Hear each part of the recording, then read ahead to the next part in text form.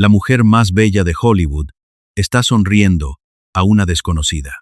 Y esa desconocida, que se acerca por el césped, con una sonrisa enorme y las manos juntas de pura emoción, es la persona que le arrebató lo que más quería en el mundo.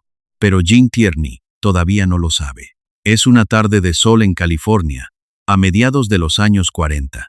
Hay una fiesta al aire libre, de esas de club de tenis, con vestidos claros y copas altas, y risas que se pierden en el calor. Suena el golpe seco de una pelota, alguien aplaude a lo lejos, huele a césped recién cortado. Gene tiene poco más de 25 años y es, literalmente, el rostro más admirado del cine. La llaman la mujer más hermosa que ha pasado jamás por una pantalla. Camina entre los invitados con una copa en la mano, y todos la miran. Siempre la miran. Lleva toda la vida siendo mirada. Y entonces aparece la mujer. Una desconocida cualquiera. Una más entre los cientos que se acercan cada semana a decirle cuánto la quieren. Se planta delante de ella, la mira a los ojos con una emoción temblorosa y le pregunta: «Señorita Tierney, ¿no se acuerda de mí?» Gene sonríe con esa cortesía que ha aprendido a tener siempre puesta, la sonrisa de las 1000 fotos. Busca en su memoria. No encuentra nada. «No», responde con dulzura. «¿Debería?» Y la desconocida sonríe todavía más. Se le iluminan los ojos y abre la boca para contestar. Detén la escena ahí. Congélala. Grábate esa sonrisa, esa mujer amable a plena luz del día, con el sol dándole en la cara. Porque lo que está a punto de decir una sola frase, formulada casi como un cumplido, casi como una anécdota simpática, va a ser la confirmación de la tragedia más grande de la vida de Gene Tierney. En unos segundos, esta mujer le va a revelar, sin la menor idea del daño que hace, que fue ella quien le destrozó la vida. Volveremos a esta fiesta, volveremos a esta frase. Buh. Pero para entender por qué esas palabras son un cuchillo clavándose despacio, hay que volver mucho más atrás. Hay que volver a una sola noche. Una noche de junio de 1943. Guarda también esa fecha, porque en esa noche empieza todo. Gene solo trabajó una vez como voluntaria en un sitio llamado el Hollywood Canteen, el club donde las estrellas iban a levantar la moral de los soldados que partían a la guerra. Una sola noche en toda su vida. Fue a hacer lo que llevaba haciendo sin darse cuenta desde que era niña. Dejarse querer por desconocidos. Repartir sonrisas. Ser adorada. Y esa noche, entre la multitud de uniformes que se acercaban a rozarle la mano, había una persona enferma que no debería haber estado allí. Aquella noche de pura adoración llevaba dentro la semilla de todo lo que vendría después. Gene salió de allí flotando, sin saber que se había convertido, sin sospecharlo, en la mujer más desafortunada de Hollywood. Ella misma lo diría muchos años más tarde, cuando ya lo había perdido casi todo, que pagó el precio de su fama de la forma más cruel que existe. Recuerda esa frase, porque volverá al final y entenderás hasta qué punto era literal. De momento, aún faltan décadas para que la comprenda. De momento, es solo la mujer más bella del mundo, y cree que es feliz. Esta es la historia de la mujer que todos querían, la que millones de personas adoraban desde una butaca a oscuras, la que los hombres más poderosos del planeta perseguían. Y es, al mismo tiempo, la historia de una mujer profundamente sola, que podía interpretar a cualquiera sobre un escenario, menos a la única persona que de verdad era, ella misma. Es la historia de una belleza que el mundo entero envidiaba y que no la protegió de absolutamente nada, porque a Gene Tierney la quisieron demasiado. Y ese exceso de amor, el amor ciego de los desconocidos, fue precisamente la mano invisible que le fue quitando, uno a uno, todo lo que amaba. Para entender cómo se llega a esa fiesta soleada y a esa frase que la parte en dos, hay que volver al principio. A otra casa enorme, a otra niña rodeada de gente que la miraba y que nunca terminó de sentirse vista. Gene Eliza Tierney nace el 19 de noviembre de 1920 en Brooklyn, Nueva York. No nace en la pobreza que suele empujar a las chicas hacia el cine. Esa historia de la muchacha humilde, que sueña con escapar. Nace justo en lo contrario. Su familia es rica, elegante, de la buena sociedad de la costa este. Su padre, Howard, es un corredor de seguros de éxito, un hombre de negocios acostumbrado a que las cosas salgan exactamente como él quiere. Su madre había sido profesora de educación física. Hay dinero, hay servicio, hay institutrices, hay veranos en Connecticut y colegios exclusivos para señoritas. Gene crece envuelta en terciopelo, entre manteles de lino y clases de piano. Y crece, sobre todo, siendo guapa. Desde muy pequeña, esa niña tiene algo que hace que los desconocidos se giren a mirarla por la calle. Una cara de proporciones casi imposibles, unos pómulos altos, una piel perfecta y unos ojos de un verde claro y luminoso que parecen no ser de este mundo. Los adultos se quedan callados cuando la ven. Le dicen a su madre lo preciosa que es la niña, delante de ella, como si la niña no estuviera. La mandan a estudiar a Suiza, a un internado de lujo para chicas de buena familia, donde aprende francés y modales, y a caminar erguida y todo lo que se supone que una joven de su clase debe saber para brillar en un salón. El plan, para su familia, está clarísimo desde el primer día. Gene se presentará en sociedad como una debutante. Encontrará a un buen chico de Yale o de Harvard, de una familia tan buena como la suya, con dinero antiguo y buen apellido. Se casará, tendrá hijos, y será la esposa perfecta, decorativa y callada, de un hombre importante. Ese es su destino escrito. Su cara es la llave que abrirá esa puerta.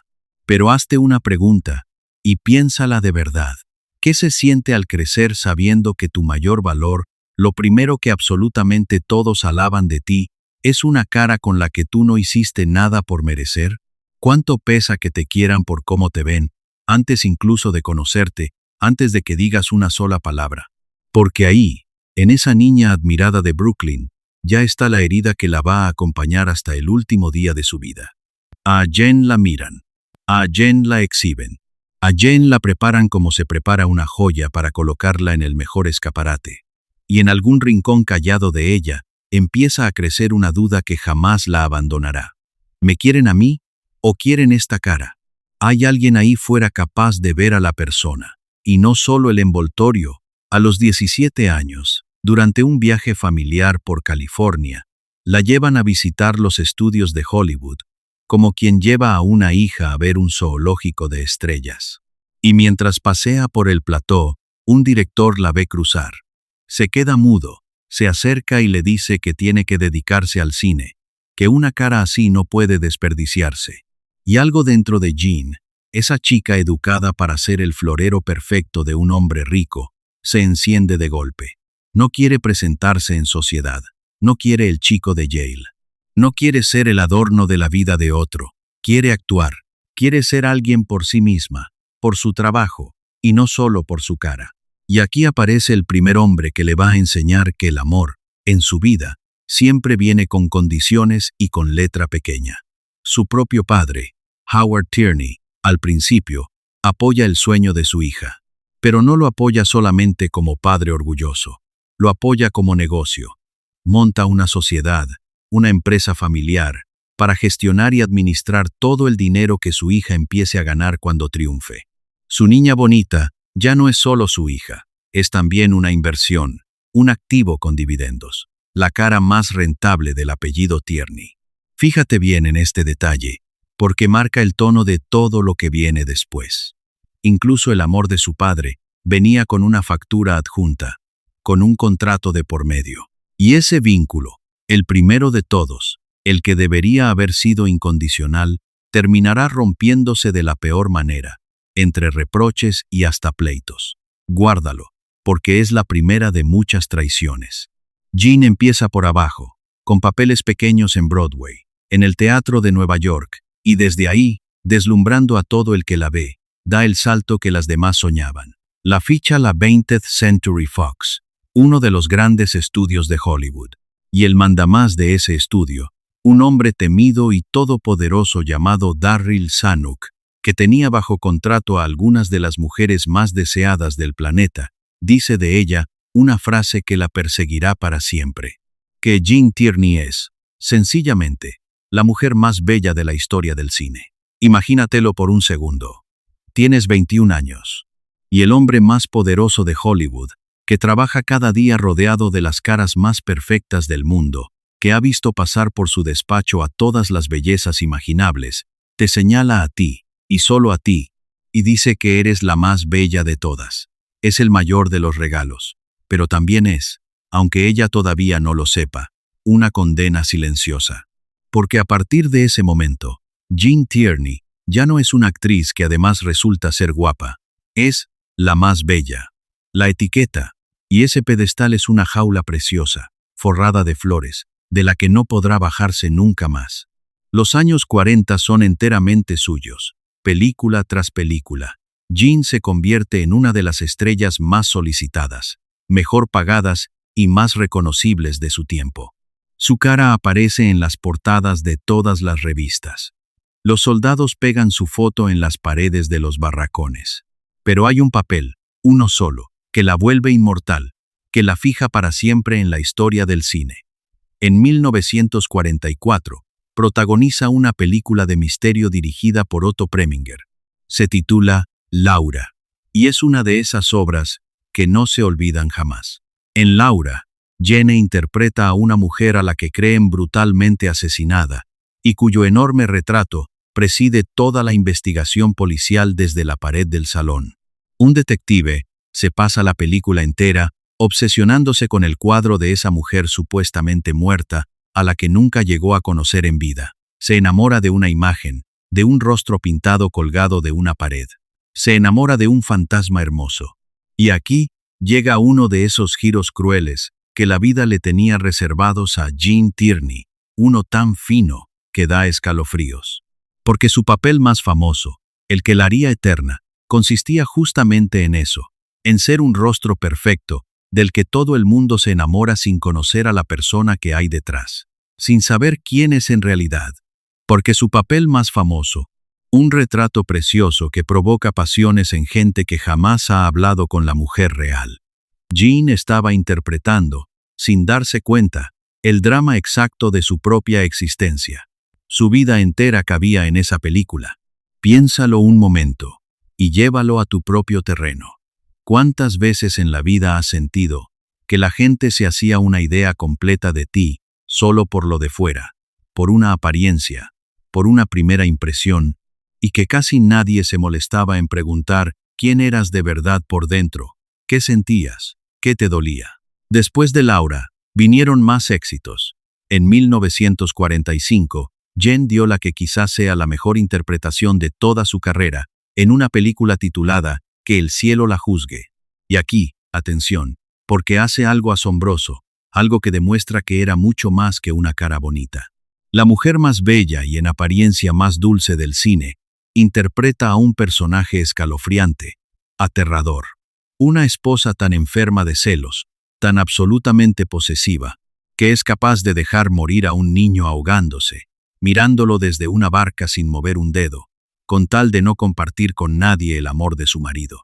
Jean, la cara angelical, se transforma en el monstruo más gélido y sereno que había visto la pantalla. Y lo hace tan bien, con esa calma tan escalofriante, que la nominan al Oscar a la mejor actriz. No lo ganó, perdió frente a Joan Crawford, pero muchos, entonces y ahora, piensan que Jen estuvo mejor, que su locura contenida, esa belleza convertida en veneno frío, resultaba mucho más inquietante que cualquier otra cosa del cine de aquel año. Y siguió encadenando películas que hoy son clásicos. Interpretó a un espíritu, a una viuda enamorada de un fantasma, en El fantasma y la señora Muir. Brilló en El filo de la navaja. Trabajó sin descanso, siempre impecable, siempre perfecta ante la cámara.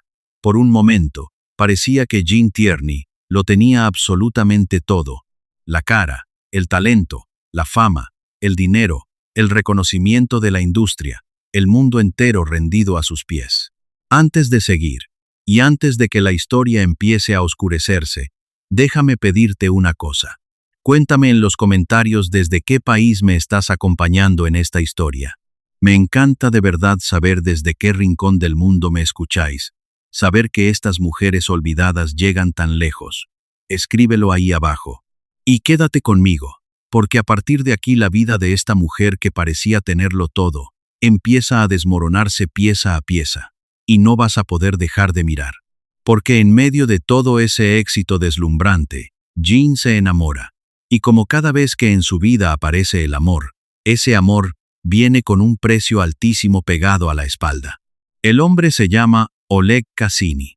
Es un diseñador de moda, atractivo, encantador, con un aire aristocrático europeo, un título de conde de dudosa procedencia y una fama bien ganada de conquistador. La familia de Jenny lo detesta desde el primer minuto. No es el chico de Yale, no es de los suyos. Lo ven como un cazafortunas, un extranjero seductor que va detrás del dinero y la fama de su niña. Su padre, el mismo que la administra como si fuera una empresa, se opone con todas sus fuerzas, con amenazas incluidas. Pero Jean, por primera vez en su vida, decide desobedecer. Decide elegir ella. En 1941, casi a escondidas, se casa con Cassini contra la voluntad de toda su familia. Elige el amor. Elige por sí misma. Y ese pequeño acto de rebeldía, atreverse a decidir a quién amar, le sale carísimo. Porque el vínculo con su padre se hace añicos. Aquel hombre que la había convertido en el negocio de la familia no le perdona jamás que se le escape de las manos, que la inversión tome decisiones por su cuenta. Se rompe entre ellos algo que ya no se reparará nunca del todo.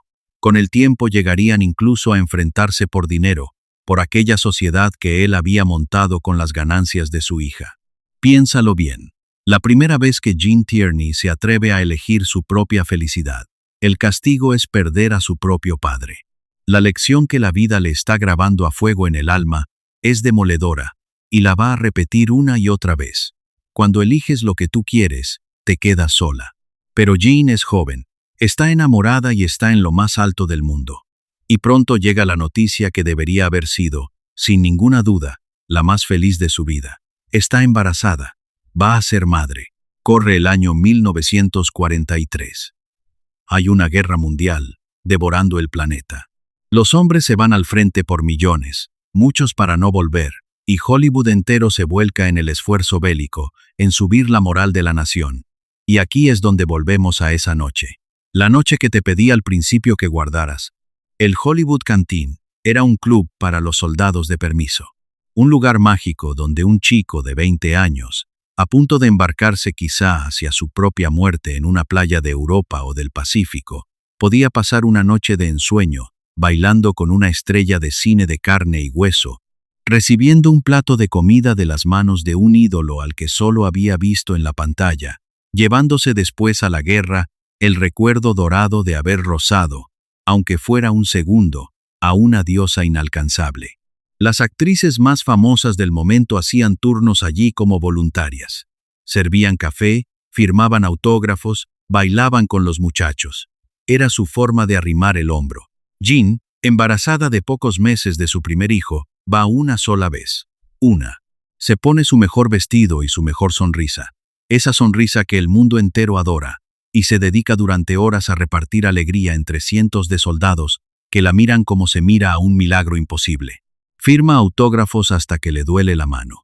Estrecha decenas de manos jóvenes y nerviosas. Se ríe, baila, deja que la quieran, deja que la adoren. Es, seguramente, una de las noches en las que más querida se siente en toda su vida. Y entre toda esa gente, entre esa marea cálida de admiración y uniformes, hay una joven.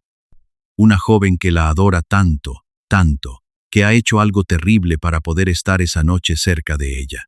Está enferma. Tiene la rubéola, lo que entonces llamaban el sarampión alemán. Y precisamente por eso la habían puesto en cuarentena, aislada, para que no contagiara a nadie.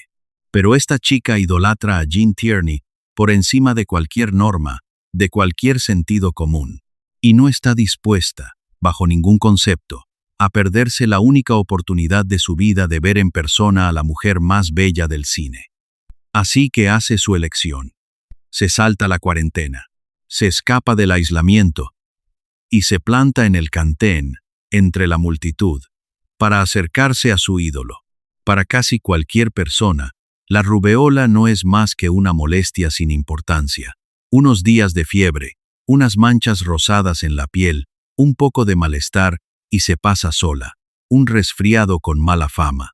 Pero para una mujer embarazada, y sobre todo para la criatura indefensa que lleva dentro, el sarampión alemán puede ser una catástrofe absoluta, devastadora. En 1943, la medicina apenas empezaba a intuir ese vínculo terrible. Nadie en aquel cantén abarrotado lo sabía. Nadie tomó precaución alguna. La enfermedad circuló por el aire, entre risas y música, sin que nadie la viera. Aquella noche, dos vidas se cruzaron sin saberlo. La de la estrella adorada y la del afán, que la adoraba hasta la locura. Y de ese cruce, del gesto egoísta y ciego de una desconocida que quería demasiado, iba a nacer la mayor tragedia de la vida de Jean Tierney. Ella salió del cantén feliz, cumplida, ligera, sin notar absolutamente nada raro. A las pocas semanas, cayó enferma. Fiebre, las manchas en la piel, la rubéola.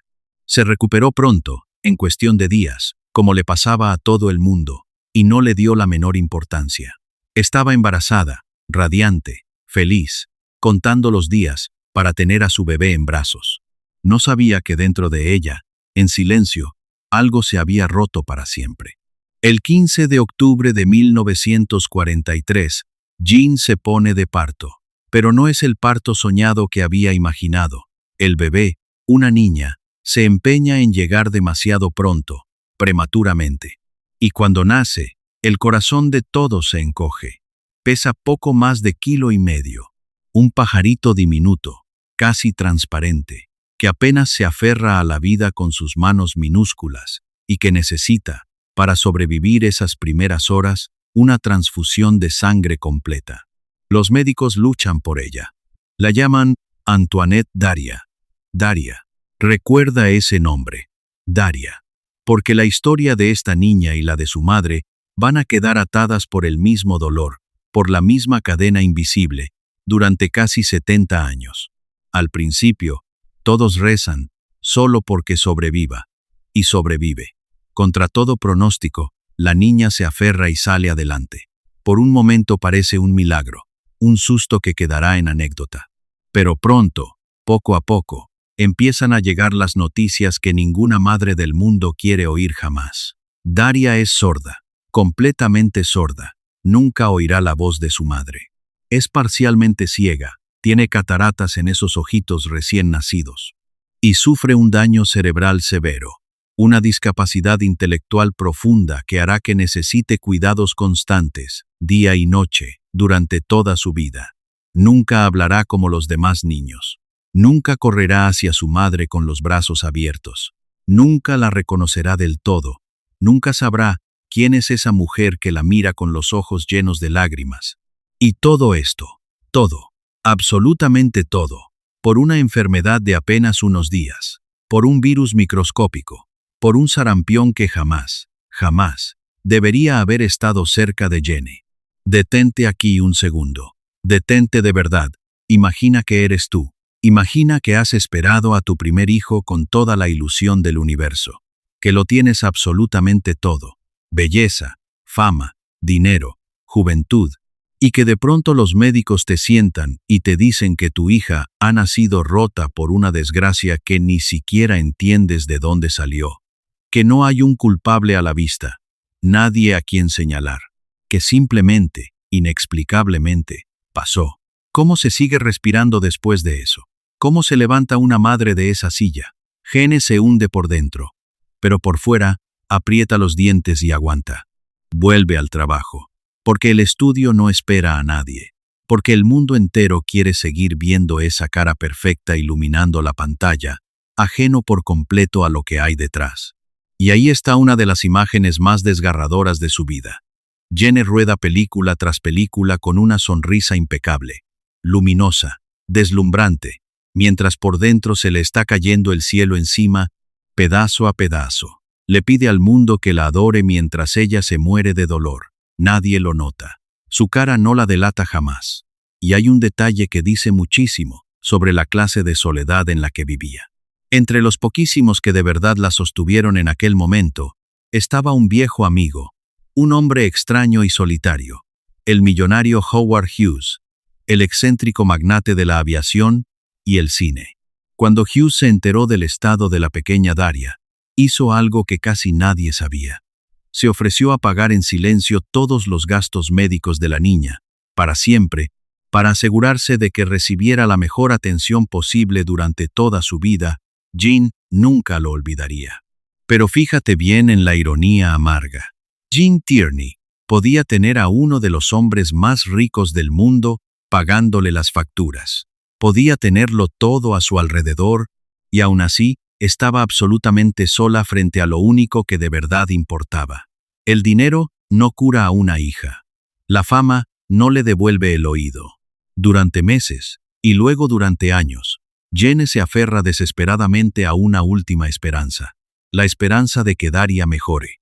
De que algún día, con el mejor médico, con el tratamiento adecuado, esos ojos la miren y sepan quién es. De que la niña, aunque sea una vez, diga, mamá.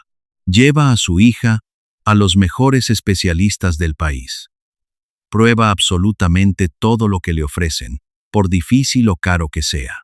Y poco a poco, con un dolor que no cabe en las palabras, va comprendiendo la verdad más dura, que ese día no va a llegar, nunca. Que no hay médico ni dinero, ni oración que arregle lo que un virus rompió.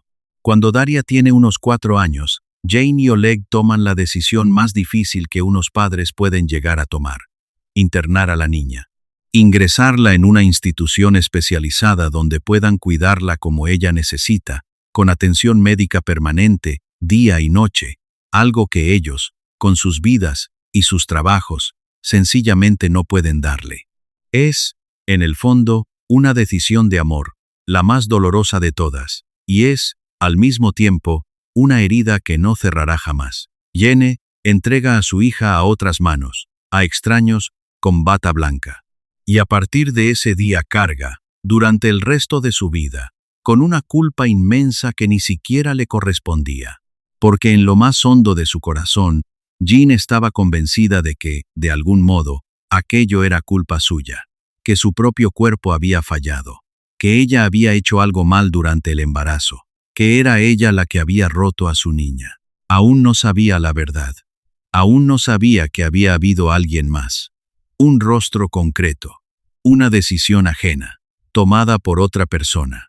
Faltaba poco para que lo descubriera, y sería 1000 veces peor que cualquier culpa imaginada. Un tiempo después, sin embargo, la vida le concede una tregua que parece un milagro imposible. Jane vuelve a quedarse embarazada, y en 1948 nace su segunda hija, Cristina, Tina. Y Tina nace sana, perfecta, fuerte, sin ninguna secuela, sin ninguna sombra. Jane puede por fin abrazar a una hija que la mira a los ojos, que la reconoce, que agarra su dedo con fuerza, que crecerá y hablará y correrá, y la llamará mamá a gritos por toda la casa. Es la prueba viviente de que ella no estaba maldita, de que su cuerpo no era el problema, de que ella podía dar vida sana. Pero esa alegría, en lugar de curar la vieja herida, la abre todavía más. Porque si con Tina todo salió perfecto, entonces, ¿qué demonios pasó exactamente con Daria? ¿Por qué una nació sana y la otra rota? Si no fue su cuerpo, si no fue una maldición, ¿qué fue? La pregunta empieza a quemarle por dentro. Necesita una respuesta. Y la respuesta a esa pregunta la estaba esperando, agazapada, en una fiesta soleada, con una copa fría y una sonrisa amable. Y ahora sí, volvemos al principio. Volvemos a esa tarde de tenis con la que empezó todo, a esa escena que dejamos congelada. Jean está en esa fiesta al aire libre, bajo el sol de California. Es, como siempre, la mujer más admirada del lugar, la que atrae todas las miradas.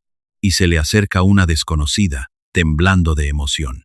Señorita Tierney, ¿no se acuerda de mí? Jane busca en su memoria, no encuentra nada, y responde con dulzura, no, ¿debería? La mujer, encantada de tenerla por fin delante, empieza a explicarse atropelladamente. Le cuenta que había servido en el cuerpo femenino de los Marines durante la guerra, que se conocieron una noche, hace ya años, que Jenny, claro, seguramente no puede acordarse de ella, porque aquella noche había cientos y cientos de personas alrededor, y entonces lo dice. Menciona el sitio, pronuncia las palabras, el Hollywood Canteen, y añade una preguntita que a ella le parece de lo más simpática, casi una anécdota graciosa para romper el hielo, una travesura de juventud que contar. Le pregunta a Jean si, por casualidad, no le habría llegado a contagiar el sarampión alemán aquella noche en el Canteen. Jenny se queda de hielo. El mundo se detiene. La mujer, ajena por completo, absolutamente inconsciente de lo que está provocando, sigue hablando alegremente. Le confiesa, entre risas, como quien cuenta una anécdota divertida de la mili, que ella en aquellos días tenía la rubéola, que la habían puesto en cuarentena, pero que se había escapado, que se había saltado el aislamiento a propósito, porque adoraba tanto, tanto, a Jean Tierney, que no podía perderse por nada del mundo la ocasión única de conocerla en persona. Más, lo cuenta con orgullo, como si fuera una prueba de amor, como una hazaña romántica. Y en ese preciso instante, en mitad de una fiesta cualquiera, con una copa en la mano y el sol dándole en la cara, Jean Tierney lo entiende todo de golpe. Entiende de dónde salió el virus. Entiende por qué Daria nació sorda, ciega y con el cerebro dañado. Entiende que no fue el destino ciego, ni una maldición del cielo, ni un fallo de su cuerpo, ni nada de lo que se había culpado durante años cada noche. Fue una persona, una mujer concreta, con nombre y con cara, que tenía sonriendo delante en ese mismo momento. Una fan que la quería tanto, tanto, que rompió una cuarentena para acercarse a ella, y que, al hacerlo, le arrebató para siempre la salud de su hija. La adoración. Otra vez, la adoración. Lo que el mundo entero le daba sin parar, ese amor incondicional de los desconocidos que la seguía a todas partes como una sombra, había sido, esta vez, de la forma más literal y cruel imaginable, el arma, el cuchillo. La quisieron tanto que la destruyeron. La adoraron tanto que le rompieron a su hija. ¿Y sabes qué hizo Jean en ese momento imposible? No gritó, no se derrumbó, no lloró, no le echó nada en cara a aquella mujer que acababa de confesarle, sonriendo, que le había robado la vida entera a su hija. Se quedó completamente muda, se dio la vuelta despacio, con toda la dignidad del mundo, y se alejó caminando, sin decir una sola palabra, dejando a la desconocida allí plantada, sin entender nada. Piensa por un momento en la fuerza sobrehumana que hace falta para eso. Piensa en tener que tragarte, en silencio absoluto, en mitad de una fiesta, la revelación de que la desgracia de tu hija tuvo un culpable con nombre y apellidos, y que ese culpable te lo acaba de contar riéndose, orgulloso, sin la menor idea del cuchillo que te está clavando en el pecho hasta el fondo, y aún así, callar y marcharse en silencio. Si esta historia te está removiendo por dentro tanto como a mí, te pido que le des al me gusta ahora mismo, ahora que la tienes fresca. Es un gesto pequeño, no te cuesta nada, pero es exactamente lo que ayuda a que estas vidas olvidadas les lleguen a muchísimas más personas. Gracias de corazón por estar aquí. Esta historia, por cierto, corrió con los años como la pólvora por todo Hollywood, de boca en boca. Se hizo tan conocida, era tan escalofriante, que llegó hasta los oídos de la mismísima Agatha Christie, la reina absoluta de la novela de misterio. Y a Christie le impactó tanto, se le quedó tan clavada, que la usó como semilla, como chispa inicial, para una de sus novelas más recordadas, en la que una mujer descubre exactamente eso, que la causa de la mayor tragedia de su vida fue, sin querer, el gesto de una admiradora que la adoraba. La desgracia íntima de Jenny se convirtió en literatura mundial, en entretenimiento para millones. Pero para ella nunca fue una novela, para ella era su hija, era real, era cada día. A partir de este punto, la pregunta que de verdad importa es otra. ¿Cómo carga una persona con algo así por dentro, sabiendo la verdad, sin romperse en 1000 pedazos? Y la respuesta, sencillamente, es que no se puede, nadie puede. Y Jane, poco a poco, en silencio, empezó a romperse. Pero antes de la gran caída, la vida todavía le ofreció un par de espejismos de felicidad. Un par de hombres poderosos, deslumbrantes, que la adoraron con locura, y que, como absolutamente todo en su vida, tampoco se quedaron a su lado. El matrimonio con Cassini se había ido resquebrajando lentamente bajo el peso insoportable de la tragedia de Daria, y también bajo el peso de las propias infidelidades de él, de su fama de mujeriego que nunca abandonó. Y en ese hueco, en esos años de grietas, Jean conoció a un joven que la dejó completamente fascinada. Un chico apuesto, brillante, ambicioso, encantador, de una familia poderosísima y con un futuro por delante que prometía tocar el cielo. Se llamaba John Fitzgerald Kennedy. Sí, ese Kennedy. El que un día sería presidente de los Estados Unidos. En aquel momento, John era solo un joven que empezaba a soñar con la política, con llegar muy lejos, y se enamoró de Jean. Vivieron un romance intenso, apasionado. Por un tiempo, ella creyó de verdad que aquello podía ser el amor de su vida, el hombre que por fin la elegiría a ella, por encima de todo. Pero cuando la cosa se puso seria, cuando pudo haber un futuro juntos, John le dijo la verdad, según se contó más tarde. Le dijo que jamás podría casarse con ella, que era imposible, porque Jen era una actriz, una mujer divorciada, y eso, para las enormes ambiciones políticas de la familia Kennedy, para el camino de mármol que él pensaba recorrer hasta la Casa Blanca, era un lastre inaceptable, una piedra en el zapato. Su carrera pesaba más que ella, su ambición pesaba más que el amor. Otra vez lo mismo. Otra vez. Exactamente el mismo golpe. Otra vez un hombre que la deseaba con locura, pero que la colocaba en segundo lugar, detrás de algo que consideraba más importante que ella. Y aquí la vida guardaba una de sus ironías más finas y crueles, de esas que solo se ven con el paso de los años. Porque, ¿sabes con quién acabó casándose finalmente John Kennedy? Con esa mujer que sí encajaba a la perfección en sus planes de poder. Con Jacqueline, con Jackie. Y, ¿sabes quién sería años después el diseñador de moda favorito de Jackie Kennedy? El hombre que le crearía sus vestidos más icónicos y elegantes cuando fuera la primera dama más admirada del mundo, Oleg Cassini, el exmarido de Jen. El destino tejió un nudo perfecto, matemático y cruel. El hombre que rechazó a Jen se casó con la mujer a la que vestiría el hombre por el que Jen se había enfrentado a toda su familia. Todos conectados en el mismo hilo, todos avanzando hacia la gloria, y Jene, justo en el centro de ese nudo, quedándose siempre atrás, siendo siempre la que se descarta. Después de Kennedy llegó otro hombre, un príncipe de verdad, esta vez de carne y hueso. Ali Khan, hijo de uno de los líderes espirituales más ricos e influyentes del planeta, un playboy legendario, famoso en medio mundo por haber estado casado con otra belleza deslumbrante del cine, Rita Hayworth. Ali Khan se enamoró perdidamente de Jene, y por un tiempo se llegó a hablar incluso de boda, de anillo, de futuro. Parecía que por fin, por una vez, le tocaba a ella ser la elegida, la primera, la reina, pero tampoco fue. La relación se deshizo entre presiones familiares, diferencias de mundos y complicaciones de todo tipo, y la boda soñada nunca llegó a celebrarse.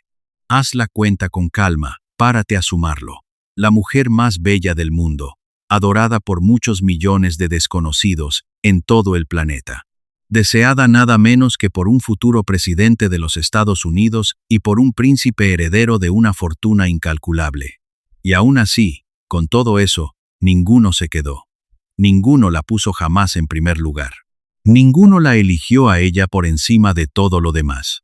¿Te das cuenta del patrón que se repite sin piedad? A Jean Tierney, el mundo entero la quería a distancia, con locura, como se quiere a una imagen luminosa en una pantalla, o a un retrato precioso colgado en una pared. Pero de cerca, cuando de verdad tocaba elegirla, cuando había que quedarse, siempre, siempre, había algo que pesaba más que ella. Y una persona, por muy fuerte que sea, solo puede aguantar cierta cantidad de soledad rodeada de gente, cierta cantidad de abandono disfrazado de adoración, antes de que algo, muy dentro, ceda y se quiebre. A principios de los años 50, Jen empezó a notar que algo no iba bien, y no era en su cara, que seguía siendo perfecta, intacta, deslumbrante, era en su cabeza. Le costaba concentrarse en el rodaje, se le olvidaban las frases, perdía el hilo de las conversaciones a media palabra. Se sentía invadida por una tristeza espesa, pegajosa, que no se iba con nada, y otras veces, al contrario, por una agitación, una energía descontrolada que tampoco podía dominar. Estaba trabajando, seguía siendo una estrella cotizadísima, la seguían emparejando con los galanes más grandes de la época. Pero por debajo de todo ese glamour impecable, crecía una sombra oscura que ella no sabía nombrar, que la asustaba en mitad de la noche. En 1953, la cosa se puso muy seria. Estaba a punto de rodar una gran película. Mogambo, nada menos que junto a Clark Gable, uno de los papeles más deseados y codiciados de todo el año. Y no pudo. Su cabeza, sencillamente, no la dejó. No podía concentrarse, no podía funcionar. Tuvo que abandonar la producción, retirarse, dejarlo. ¿Y sabes quién la sustituyó? ¿Quién ocupó su lugar y dio con ese papel un salto enorme, definitivo, en su carrera? Una joven y desconocida actriz llamada Grace Kelly, la misma que años atrás ya había ocupado otros huecos que a Jen se le caían de las manos. La vida seguía, incansable, repartiendo a otras mujeres exactamente aquello que a Jen se le escurría entre los dedos. Lo que le pasaba a Jen tenía un nombre, aunque en aquella época casi nadie lo entendía, ni se atrevía a pronunciarlo en voz alta. Hoy lo llamaríamos trastorno bipolar. Entonces lo llamaban depresión maníaca, y era poco más que un pozo negro y sin fondo del que casi nadie salía, y del que, desde luego, nadie hablaba jamás en público. Era un estigma, una vergüenza que se escondía debajo de la alfombra, un secreto de familia. Y Jen, precisamente Jen, la mujer que el mundo entero veía como el rostro mismo de la perfección absoluta, de la vida perfecta, se estaba cayendo sin remedio dentro de ese pozo oscuro. Y aquí conviene que pares un momento y pienses en una cosa, sobre todo tú que me escuchas. Muchas de vosotras habéis vivido épocas, o conocéis a mujeres que las vivieron, en las que la salud mental sencillamente no existía, no se nombraba, en las que a una mujer triste, agotada, desbordada, rota por dentro, simplemente se le decía que se animara, que espabilara, que tenía casa y marido, y de todo, que qué más quería, que dejara de quejarse. Jen vivió exactamente eso mismo, pero bajo los focos más brillantes del planeta entero, con millones de ojos encima. Tenía, en apariencia, absolutamente todo lo que un ser humano podría llegar a desear. Y por dentro, se estaba ahogando en silencio, sin poder pedir auxilio. ¿Cuántas mujeres, a lo largo de toda la historia, habrán tenido que sonreír para el mundo mientras se rompían por dentro, sin que nadie, ni una sola persona, se molestara en preguntarles de verdad si estaban bien? Jen, con una valentía enorme para su época, hizo algo que casi ninguna estrella se atrevía a hacer. Buscó ayuda. Reconoció que necesitaba ayuda. Se internó por voluntad propia en clínicas psiquiátricas, primero en un hospital de Nueva York y después en un centro especializado de Connecticut. Y allí, con toda la mejor intención del mundo, pero con los métodos brutales y primitivos de la época, empezó su verdadero calvario, su descenso a los infiernos, porque el tratamiento estrella de entonces para casos como el suyo era el electroshock, la terapia electroconvulsiva. Le pasaban corriente eléctrica directamente por el cerebro para provocarle convulsiones violentas, con la idea de reiniciar la mente enferma, como quien apaga y enciende una máquina estropeada. A Jen le aplicaron ese tratamiento una vez tras otra, 27 veces, según se contó, 27 descargas eléctricas en la cabeza. Y odiaba tanto, con tanto terror, lo que le hacían, se sentía tan aterrorizada cada vez que la llevaban a esa sala, que en una ocasión llegó a escaparse de la clínica, a huir corriendo. La buscaron, la encontraron, la atraparon y la devolvieron para seguir con las sesiones, una detrás de otra. Pero lo peor, lo verdaderamente cruel de todo, no fue ni el miedo ni el dolor de las descargas. Fue lo que le robaron con ellas.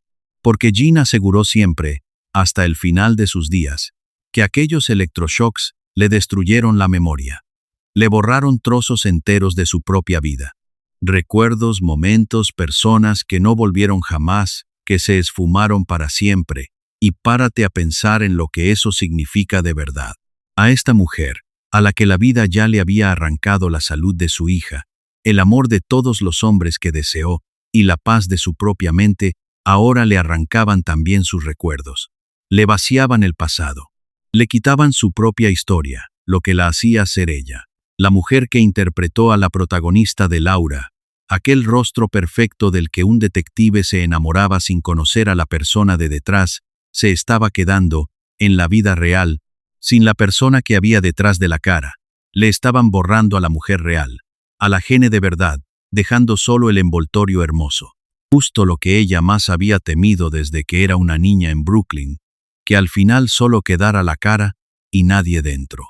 Años después, cuando pudo, Jean se convertiría en una de las primeras voces famosas del mundo en denunciar públicamente aquel tratamiento, en advertir a gritos del daño irreparable que le había hecho.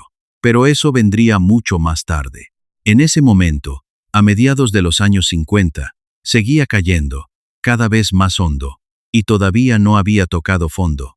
El fondo aún estaba por llegar, y el fondo llegó en diciembre de 1957.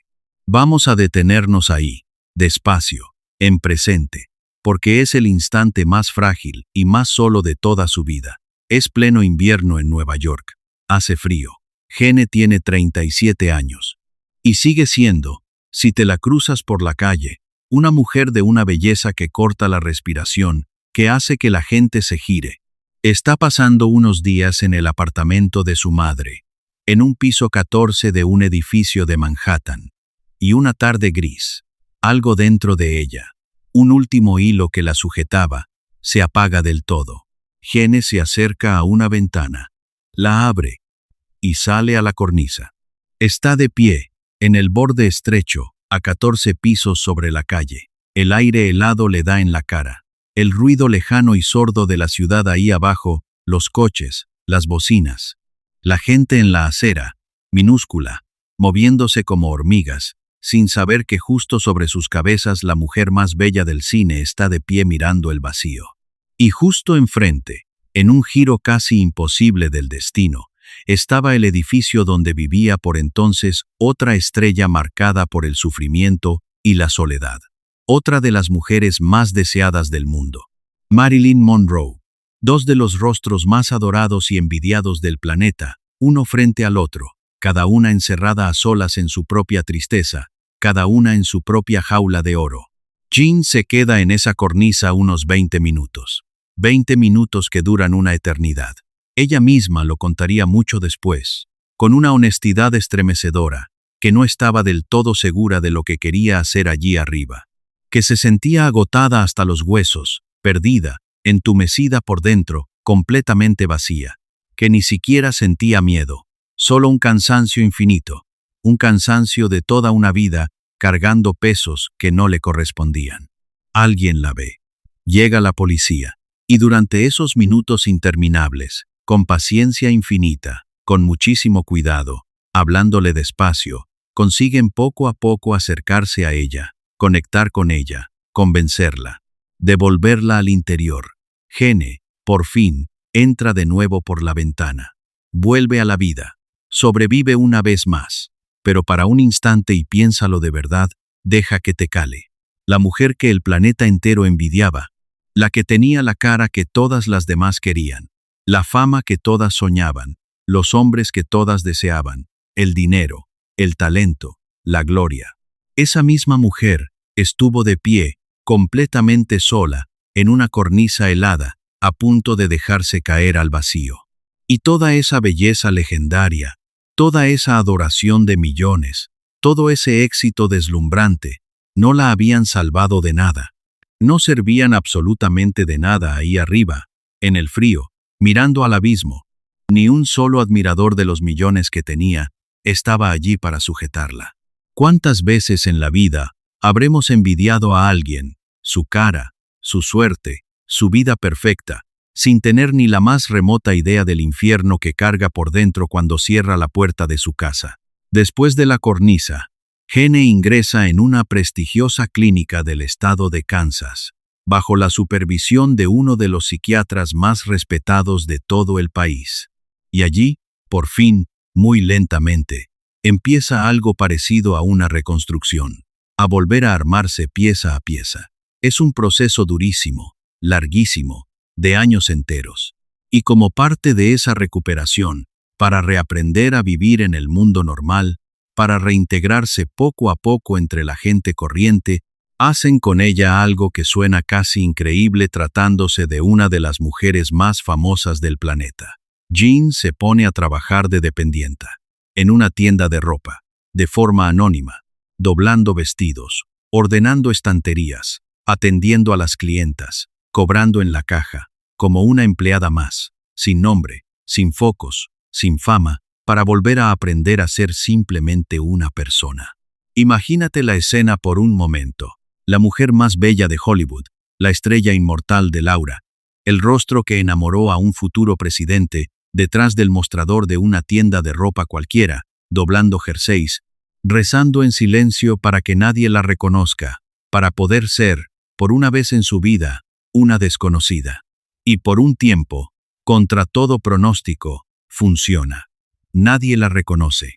Hasta que un día, claro, tenía que pasar, una clienta se queda mirándola fijamente, la reconoce, y estalla el revuelo. Los periodistas, los flashes, los titulares crueles, la caída de la gran Jean Tierney, de estrella a dependienta. El mundo, el mismo que la había adorado como a una diosa cuando estaba en la cima, ahora se relamía mirándola en su momento más bajo y más frágil, con la misma curiosidad morbosa de siempre. Ni siquiera en el anonimato, doblando vestidos en una tienda, la dejaron ser simplemente ella misma. Ni siquiera ahí la dejaron en paz. Y sin embargo, y aquí está lo más hermoso y más grande de toda su historia, Jen no se rindió. No se quedó en el fondo del pozo. Aquella mujer a la que la vida le había quitado, uno tras otro, la salud de su hija, el amor de los hombres que deseó, sus propios recuerdos y casi la cordura entera, se levantó, poco a poco, con una fuerza silenciosa que nadie hubiera imaginado jamás bajo aquella cara tan delicada y tan frágil, fue recomponiéndose, fue volviendo a la vida. Y hasta el amor, el de verdad, el que se queda y no se marcha, llegó por fin, aunque llegara tarde, muy tarde. A finales de los años 50, ya recuperándose, Jean conoció a un hombre llamado Howard Lee, un millonario del petróleo de Texas. Un hombre tranquilo, sólido, discreto, sin dramas, que curiosamente había estado casado antes con otra belleza legendaria y sufrida del cine, Hedy Lamarr. Con Howard, Jean encontró por fin algo que no había tenido nunca en toda su vida: paz, estabilidad, calma. Un hombre que la eligió a ella, plenamente, y que se quedó a su lado, sin condiciones, sin letra pequeña. Se casaron discretamente, sin escándalo, en 1960, y se fueron a vivir a Houston, a Texas, lejos del ruido y la locura de Hollywood, lejos de los focos que tanto la habían adorado, y tanto, tantísimo, la habían herido. Es demasiado tarde para encontrar la calma cuando ya lo has perdido casi todo por el camino. Jean Tierney demostró que no del todo, que siempre queda un resquicio. Pasados unos años, ya estable, ya en paz, incluso reunió el valor de volver al cine, en 1962, para una última etapa breve, discreta, con papeles pequeños, secundarios. Ya no eran los papeles protagonistas y deslumbrantes de antes, ni falta que hacía. Para ella, cada aparición ante una cámara era ahora una victoria personal enorme, la prueba viva de que había sobrevivido a todo, de que seguía en pie. Poco después, se retiró de forma definitiva y tranquila. Ya no necesitaba la pantalla. Ya no necesitaba que millones de desconocidos la miraran. Le bastaba con que la mirara, cada mañana, el hombre que se había quedado. Pero a Jenny todavía le quedaba un último acto de valentía. Quizá el más importante y más generoso de toda su vida. En 1979, Jean Tierney publicó su autobiografía, un libro en el que, por primera vez, sin máscaras, sin maquillaje, contó toda la verdad de su vida. Habló abiertamente, sin esconderse, de su enfermedad mental, del pozo negro de la depresión, de los electroshocks, del daño que le hicieron, de aquella cornisa helada en Manhattan, del dolor eterno por Daria. Lo contó absolutamente todo, y hay que entender lo que eso significaba entonces, en una época en la que una estrella de cine jamás, bajo ningún concepto, confesaba esas cosas, en la que la enfermedad mental era una vergüenza inconfesable que se ocultaba a toda costa. Jenny decidió abrir la puerta de par en par y encender la luz sobre su propio infierno. Y con ese gesto de valentía, hizo algo enorme, algo que trascendió su propia vida. Ayudó a romper el estigma. Millones de personas anónimas que sufrían en silencio, que se sentían solas, raras y avergonzadas de su propio dolor invisible, leyeron que la mujer más bella y más admirada del mundo, la que parecía tenerlo todo, también había estado en ese mismo pozo oscuro, y que también, con ayuda y con tiempo, había conseguido salir. Jenny dejó una idea preciosa y luminosa para todos ellos, que después de todo lo vivido, la mente, ese lugar que a ella le habían dañado y vaciado con descargas eléctricas, era en realidad la parte más valiosa y más hermosa que tenemos los seres humanos, y que recuperarla, reconquistarse a una misma, volver a ser dueña de tu propia cabeza, era el mayor de todos los triunfos posibles. Ella, que podía interpretar cualquier papel del mundo con una facilidad pasmosa, que podía ser cualquiera, confesó que su único problema de verdad en la vida había sido siempre, desde niña, el mismo: tener que ser, sencillamente, ella misma. Jean Tierney murió el 6 de noviembre de 1991 en Houston, a los 70 años de edad. Se fue en paz, acompañada, tranquila, después de una vida que había sido un campo de batalla constante. Se fue habiendo sobrevivido, contra todo pronóstico, a casi todo lo que la vida le echó encima. Y ahora deja que se cierre el círculo del todo. Deja que se paguen, una por una, todas las semillas que fuimos sembrando al principio de esta historia.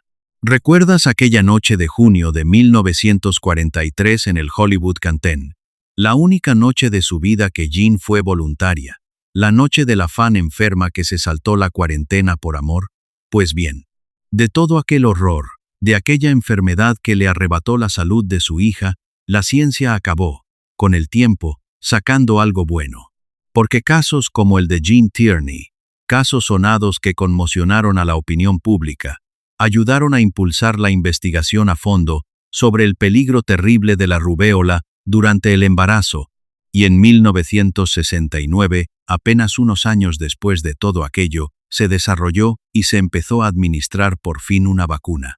Una simple vacuna que, a partir de entonces, evitaría para siempre que a millones y millones de niños en todo el mundo les pasara exactamente lo que le pasó a la pequeña Daria.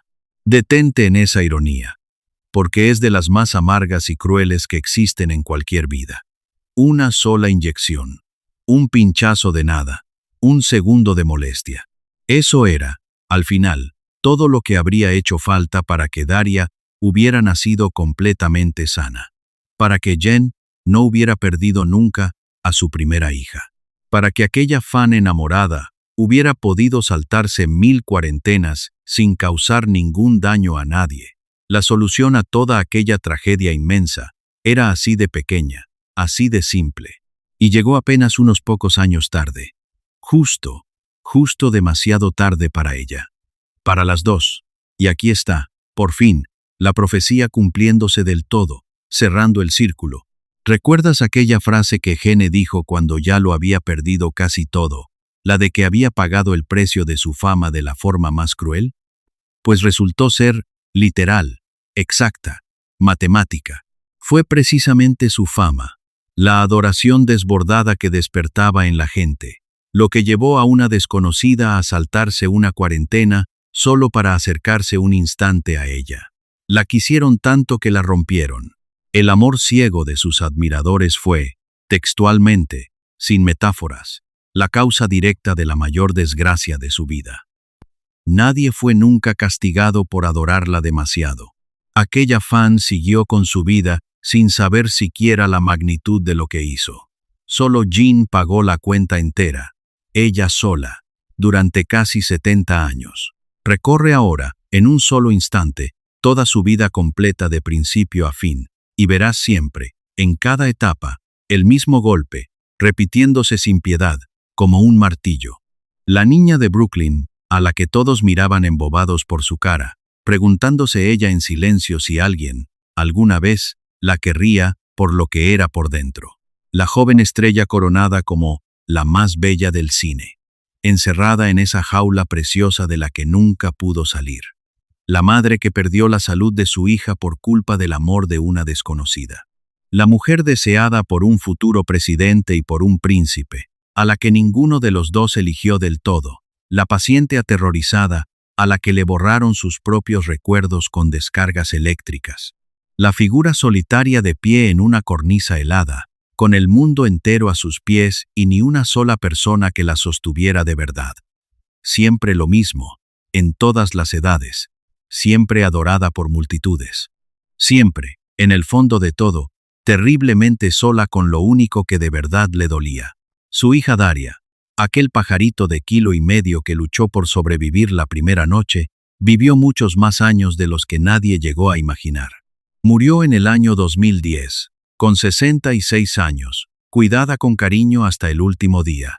Nunca supo del todo quién era su madre. Nunca supo que aquella mujer que la visitaba había sido la más bella del cine, ni que había cargado con su culpa cada día durante décadas, ni que la había querido con una intensidad desesperada y silenciosa. Se fueron las dos, madre e hija, unidas para siempre por una sola noche, un virus microscópico y una desconocida que quiso demasiado. Y ahora, antes de despedirnos, para un momento, y piensa en tu propia vida, piensa en la gente que de verdad, te conoce. No la que te ve de lejos, no la que se hace una idea de ti por lo de fuera, por tu cara, por tu apariencia, por lo que aparentas. Piensa en la que sabe quién eres por dentro, con tus grietas, tus miedos y tus cicatrices, y te quiere igual, o precisamente por eso. Jean Tierney tuvo el amor de muchos millones de desconocidos, la adoración del mundo entero, y le faltó, durante casi toda su vida, esa otra clase de amor, el cercano, el que no juzga la cara, el que se queda cuando llegan las tormentas. Y quizá esa sea la lección más grande y más valiosa que nos deja su historia, que ser adorada por todo el mundo no es, ni de lejos, lo mismo que ser querida de verdad por una sola persona, que es infinitamente mejor tener a alguien, aunque sea uno solo, que te vea de verdad tal como eres, que a millones que solo aplauden tu reflejo en una pantalla. Si esta historia te ha llegado al corazón, te pido un último favor antes de irte. Suscríbete al canal y activa la campanita, para que no te pierdas la próxima vida olvidada que vamos a rescatar juntos del silencio. Aquí seguimos, video a video, devolviéndoles la voz y la dignidad a mujeres extraordinarias a las que la historia, o la vida, trataron de la peor manera posible. Y dime en los comentarios, que te leo a todos, de toda la vida de Jean Tierney, ¿qué es lo que más te ha sorprendido, lo que más te ha removido por dentro? Su fuerza sobrehumana para sobrevivir a todo lo que le echaron encima, o la crueldad de una tragedia inmensa que empezó, sin más, con una simple fan que la quería demasiado. Cuéntamelo, te leo. Y nos vemos muy pronto, en la próxima historia.